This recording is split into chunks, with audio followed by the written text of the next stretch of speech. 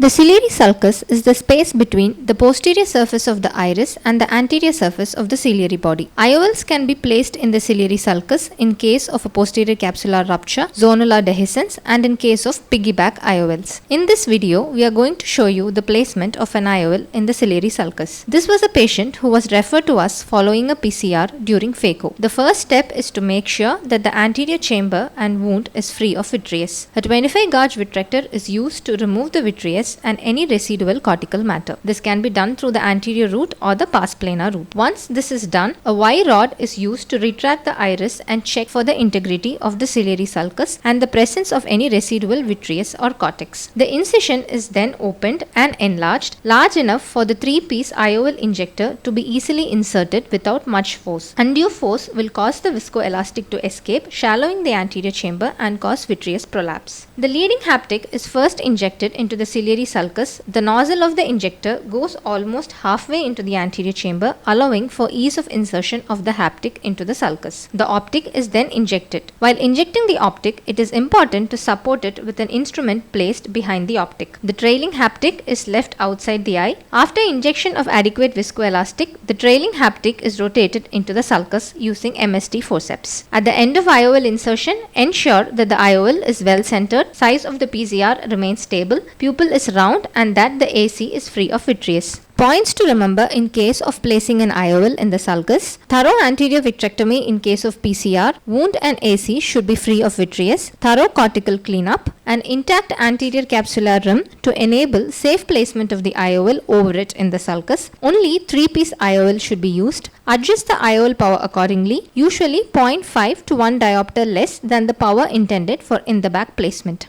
We hope this video was useful and stay tuned for more videos.